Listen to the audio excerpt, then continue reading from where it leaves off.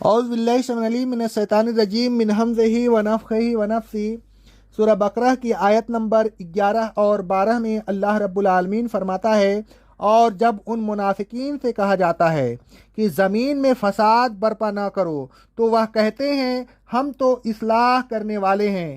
خبردار ہو جاؤ، یہی لوگ فساد پھیلانے والے ہیں لیکن انہیں شعور نہیں۔ منافقین اپنے اسلام کے جھوٹے دعوے کی بنیاد پر مومنین سے میل جول رکھتے تھے، لیکن ان کی اصل دوستی یہودیوں سے تھی۔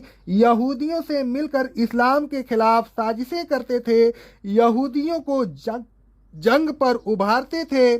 ان کی پوری کوشش یہ تھی کہ اسلام مٹ جائے، مومنین نیست و نابود ہو جائیں۔ اللہ رب العالمین فرماتا ہے سورہ الحشر کی آیت نمبر 11 میں، اے رسول صلی اللہ علیہ وسلم، کیا آپ نے ان منافقین کو نہیں دیکھا جو اپنے کافر بھائیوں سے جن کا تعلق اہل کتاب سے ہے یہ کہتے ہیں کہ اگر تم جلا وطن کیے گئے تو ہم بھی تمہارے ساتھ چلیں گے، تمہارا ساتھ نہیں چھوڑیں گے، تمہارے معاملہ میں ہم کسی کا کہنا نہیں مانیں گے، اور اگر تم سے جنگ ہوتی تو ہم ضرور تمہاری مدد کریں گے۔ اللہ گواہی دیتا ہے کہ یہ جھوٹے ہیں، یا نہ اہل کتاب کا ساتھ دیں گے اور نہ ان کی مدد کریں گے۔ اللہ رب العالمین فرماتا ہے سورہ نساء کی آیت نمبر 81 میں، اور اے رسول صلی اللہ علیہ وسلم، جب یہ آپ کے پاس آتے ہیں تو کہتے ہیں ہم آپ کی اطاعت کریں گے، اور جب آپ کے پاس سے چلے جاتے ہیں تو ان میں سے ایک جماعت جو آپ سے عہد کر کے آئی تھی بالکل اس کے خلاف باتوں میں رات گزارتی ہے۔ اللہ تعالیٰ ان کے مشوروں اور سازشوں کو جو وہ رات کے وقت کرتے ہیں لکھ رہا ہے۔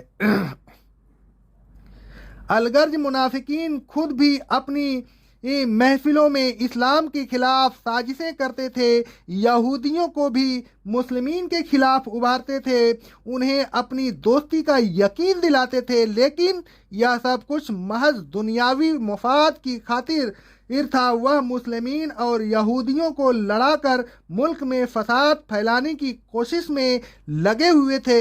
ان کی ان مفسدانہ کارروائیوں پر جب ان سے کہا جاتا تھا کہ ملک میں فساد نہ پھیلاؤ تو بڑی ہٹ دھرمی سے یہ جواب دیتے تھے کہ ہم تو یہودیوں سے اس لیے ملے جلے رہتے ہیں تاکہ مسلمین اور یہودیوں کے تعلقات کو خوشگوار بنائیں، آپس میں جو بات بغض عنایت ہے اس کو دور کریں، ایک دوسرے کے خلاف جو غلط فہمیاں ہیں ان کو رفع کر کے دونوں کے دلوں کو صاف کر دیں۔ اللہ تعالیٰ نے مومنین سے فرمایا کہ خبردار رہو، یہی مفسد ہیں، یہی ملک میں بدامنی پھیلانے کی کوشش میں لگے ہوئے ہیں، یہی دونوں کو لڑانے کی کوشش کرتے رہتے ہیں۔ اس مفسدانہ سیاست سے وہ یہ سمجھ رہے ہیں کہ وہ اچھا کر رہے ہیں، اس میں ان کا فائدہ ہے، ہرگز نہیں،